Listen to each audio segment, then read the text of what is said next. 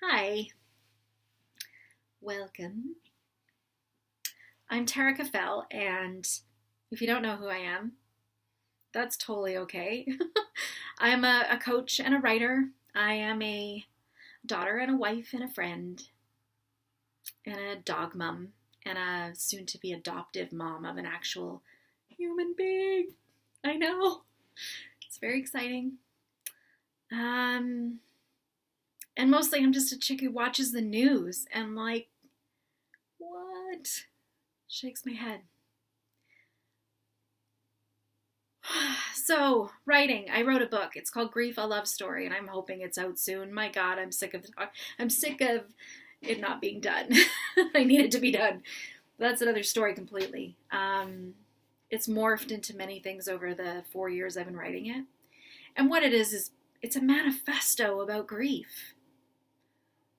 That's what it is. It started with my experience over the course of a year of losing 4 men in my life who were pretty important to me. From different times and different places, they were really important to me. And I tried to heal. I tried to find my way through it. It felt like frozen peanut butter. The biggest death of that year was my ex-husband, who hung himself. Took his own life on May 11th, 2015. And I was the last person, I think, to talk to him, or one of them. And it broke my heart, right? It left me like speechless and shattered and strong. Lots of things.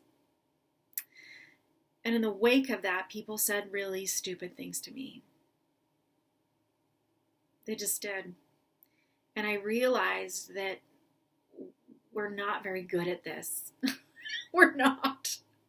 We're not good at this. We're not good at supporting each other through the crap of life. And it's not just grief from death. Like, 'cause everything is going to die. We're all going to die. Things will come back. Some things won't. There will be rebirth.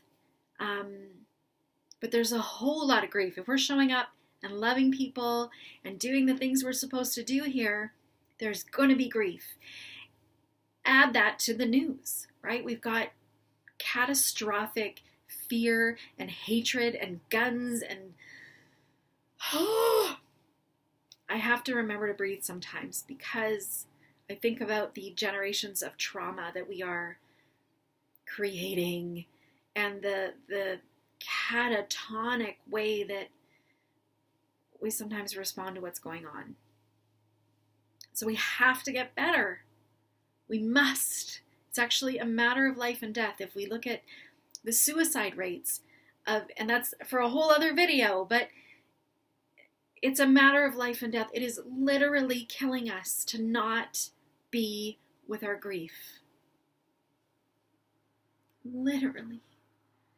And I get that it's hard. Jeez, I totally get it. We are humans. We like to fix things. Right? We like to fix things. It's a pet peeve of mine that I go somewhere and someone will hand me my coffee that I order or whatever, and they say, "Oh, not a problem." And I go, "Well, it wasn't a problem." But I think we're ingrained to fix, right? We're ingrained to fix things for each other. And it's a natural instinct. And let's take death. Why don't we? In the wake of death, we are helpless. Utterly helpless. My good friend lost his dad this past summer, just a couple months ago now. And his dad was a beloved character. My grandmother worked for him at one point of her life. So my family has known his family for a long, long time. The whole town where he grew up, or not grew up, but where he lived and worked and died, knew him for a long, long time. He had a big family. It was sad. And I remember hearing the news and not knowing what to say. And that is, first of all, you have permission to always say, "I don't know what to say." But I didn't know what to say, and I kind of just dropped into how helpless I felt. And because if I could have waved a wand, I would have made it all better, right? I would have brought his dad back. I would have made it not hurt. I can't do any of those things. And in death, we are the most helpless we will be as human beings. The most helpless. So what I said, I think, was, I'm so sorry. I don't know what to say. And I wish I could make it better. And that's what we need to do, actually, is just drop into that helpless place and feel. Stop feeling better and just feel. And meet our friend where they are, in their grief from whatever is causing it. And just be there and just see them and witness it. That's it. We gotta get better at this, though. Oh my God, we gotta get better at this. Because it's a matter of life and death. And if we don't learn to take care of each other in a more exquisite way, in a more careful way, I'm terrified at what will happen if we don't. And it's supposed to feel really weird. And it's supposed to feel unsettling. In the case of death, someone has died. And the person in front of you, their life has changed forever. It will never be the same. Because now there's a hole. And so you can't fix it. You just got to be there. And here's the beautiful thing.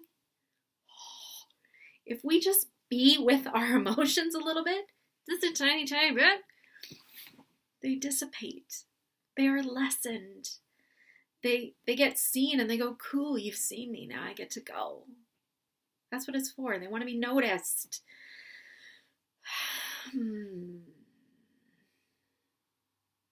So let's all agree to just get better at this.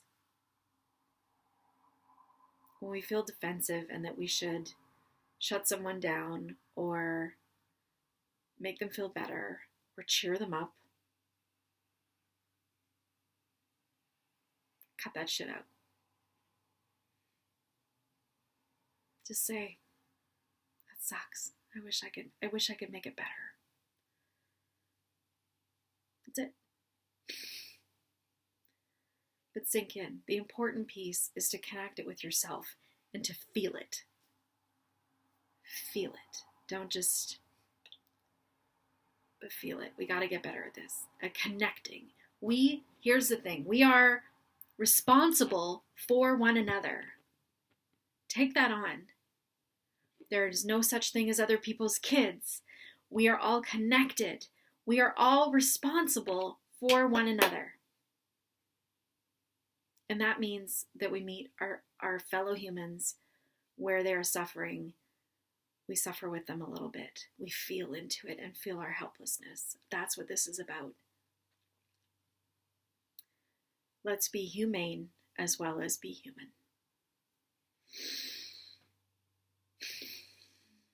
All right, that's all I got. Bye.